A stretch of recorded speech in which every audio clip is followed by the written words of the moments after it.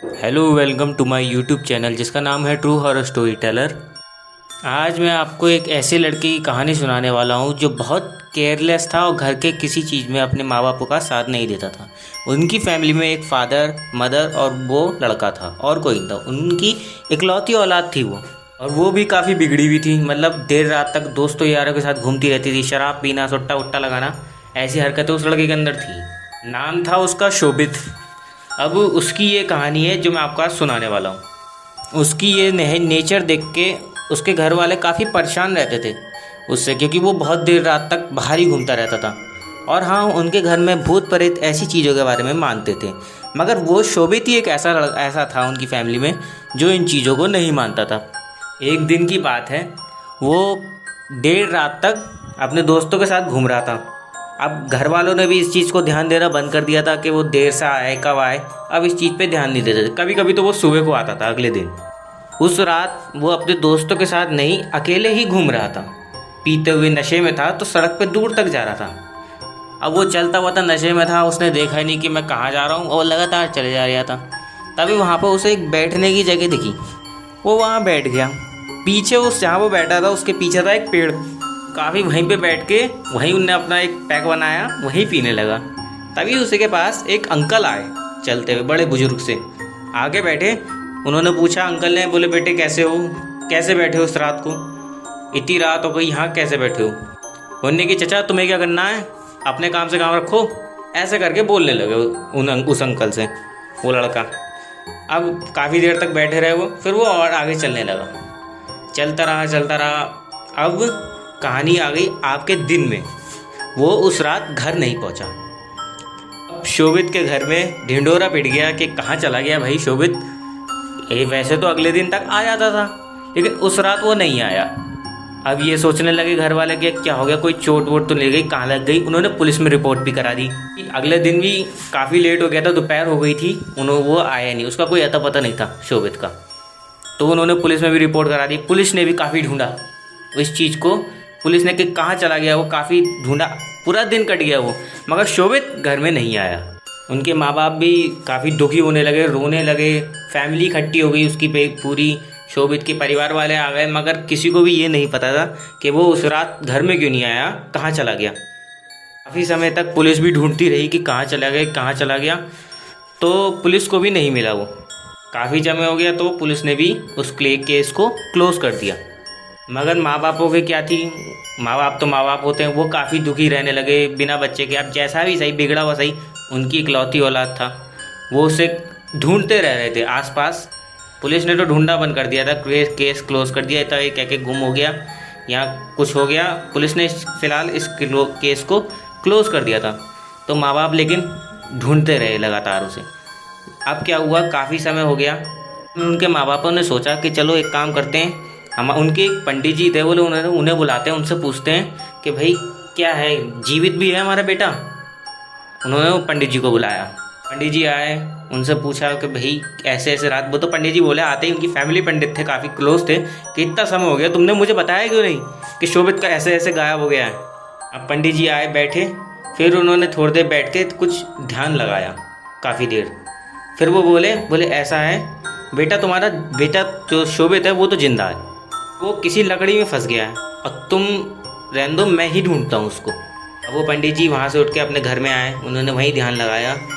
अपने पंडित जी जो थे उनके भी एक गुरु थे, उनसे बात करी कि क्या है ऐसा, वो बच्चा कहाँ चला गया। तो उन्होंने एक दिशा बताई, बोले उस दिशा में ढूंढो तो वो तुम्हें मिल सकता है। अब पंडित जी काफ़ी क्लोज थे, तो उनके लिए वो सब कुछ कर सकते थे। वो गए उसी दिशा में, मगर निकले वो रात को, क्योंकि उनके गुरुजी ने कही थी, बोले रात को निकलना तुम उसे शोभित को ढूंढने के लिए। अब वो रात को निकले, ढूंढने गए, तो उन्हें एक जहाँ जा रहे थे, जो उन्होंने दिशा बताई थी, उसी एरिया में वो जाने लगे। तो वो रास्ता जो था वो बहुत आगे तक निकल गया। तो जिस हिसाब से उनके गुरुजी ने बताया था वो वही चले जा रहे थे। तो रास्ते में उनका एक गाँव पड़ा, तो उन्होंने सोचा शायद हो सके इधर हो। वो उस गाँव में ढूंढने निकल गए गुरुजी जो थे। उस गांव में उन्होंने घूमे, काफ़ी देर तक ढूंढा उन्होंने कि कहाँ गया शोभित। तो एक बंदे से पूछा, बोले जो गांव के मेन थे, बोले कोई आया है, कोई नया लड़का। ये बात हो गई थी अगले दिन तक, ढूंढते ढूंढते उन्होंने अगले दिन पूछा, वो एक आदमी से बोले, कोई जो मेन था वहाँ का, कि बेटे कि यहाँ पे कोई आया है कोई नया रहने? बोले नहीं ऐसा तो कोई नहीं आया, हाँ एक ताऊ रहते थे जो मर गए, उनके घर में कोई रहने आ गया आजकल। उन्होंने कि कहाँ है उनका मकान? गुरुजी ने पूछा तो उन्होंने कि भाई ऐसे ऐसे है मकान, जाके देख लो। तो ये सोच सुनकर गुरुजी तुरंत वहाँ पे निकले, बोले चलते हैं। लेकिन हाँ, उन्होंने इस चीज़ की, क्योंकि उन्हें ये तो अंदाज़ा हो गया था कि वो नॉर्मल नहीं, कहीं और ही फंसा है किसी और चीज़ में, तो वो सारे तामझाम लेके अपना सारा पूजा पाठ का सामान लेके ही वहाँ पहुँचे। वहाँ देखा तो जो शोभित था वो ऐसे ही किसी बुजुर्ग आदमी के कपड़ों में एक घर में बैठा हुआ था, धोती वगैरह पहन करके। क्या बोले भाई ये तो फंस गया बड़ा मोटा। तो उन्होंने पूछा आसपास के लोगों से, बोले यहाँ कौन रहता था पहले? बोले एक अंकल रहते थे जो एक्सपायर हो गए थे, उनकी फैमिली भी कोई नहीं थी और वो अकेले रहते थे यहाँ पे, और वो किसी से भी मतलब कोई ख़ास मतलब नहीं रखते थे। उसके बाद ये सब जानने के बाद वो रात के टाइम में उसी घर में घुसे अचानक से, बिना कोई बात करे, आगे घेरा बना करके वो घुसे ताकि कोई भाग ना सके। वो बाहर कोई भी जो उसकी आत्मा उसके शरीर में है वो भाग ना सके। वो आत्मा ये कन्फर्म हो गई थी कि वो जो मर गए थे उनका क्रियाक्रम सही से नहीं हुआ था, ये आत्मा उसी आदमी की है जो शोभित के अंदर घुसी हुई थी। अब वो वहीं बैठ गए अपने चारों तरफ घेरा बना करके, ताकि शोभित अब कुछ कर ना सके उनका। इस चीज़ को देख के शोभित के शरीर में जो आत्मा थी वो भड़क गई एकदम से, बहुत ज़ोर ज़ोर से सामान फेंकने लगी उनकी तरफ, गुरुजी की तरफ। उनके बहुत चोटें आई उस रात। वो पूरी रात पूजा करते रहे, पूरी रात, मगर वो चीज़ शांत नहीं हुई। कुछ ना कुछ करे जा रहा था, मगर हाँ उस घेरे में नहीं आ पा रहा था जहाँ पंडित जी बैठे हुए थे पूजा करने के लिए।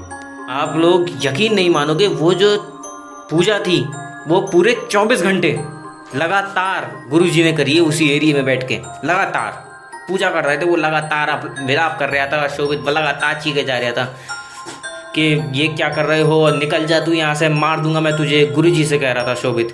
मगर वो 24 घंटे लगातार पूजा करते रहे, पूरे 24 घंटे। अब 24 घंटे जैसे ही बीते, वो धीरे धीरे धीरे धीरे शोभित वहीं गिर गया, बहुत धीरे धीरे तरीके से।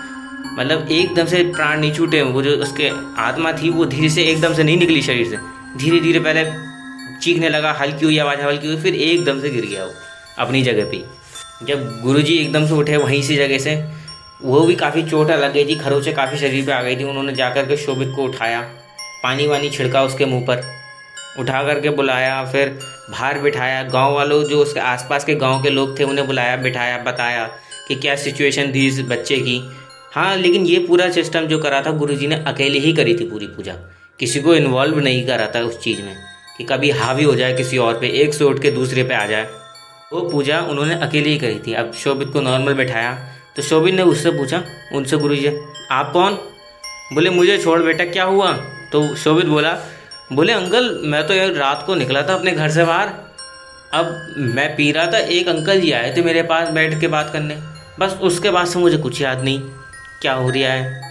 बस हाँ कभी कभी झलक दिखती थी कि मैं सामने खड़ा हूँ और मेरा शरीर सामने काम कर रहा है और मैं सामने खड़ा हूँ, ऐसी झलक दिखती रहती थी बस। मैं अपने शरीर को कंट्रोल नहीं कर पाता था, मुझे लगता था कि शायद वो सपना है मेरा। अब ये बात जब उसने गुरुजी ने सुनी और आसपास के गांव वालों ने सुनी, सभी डर गए इस चीज़ को लौट के। तो सारे उठ के तुरंत वहाँ से चले गए। जैसे तैसे वहाँ से गुरुजी शोभित को लेके डॉक्टर के पास गए, खुद भी अपना इलाज कराया, शोभित का भी कराया। ये सब वो इसलिए भी कर रहे थे क्योंकि उनके काफ़ी फैमिली से अटैच थे शोभित के फैमिली वाले। अब उन्होंने वहाँ से सीधे उठा करके शोभित को अपने घर पे लेकर आए। उसके घर पे घर वाले देखते ही आंसू आए उनको, तुरंत जाके शोभित से चिपट गए। बोले बेटा कहाँ था तू? बहुत रोने लगे पूरे घर वाले। घर वालों को रोता देख शोभित कहने लगा, बोले क्या हुआ, राहत हुई? अभी सुबह तो आ गया हूँ, इतना क्यों रो रहे हो? ऐसे तो पहले भी आया हूँ। लेकिन उसे नहीं पता था कि उसे गायब हुए हुए इतने महीने हो गए।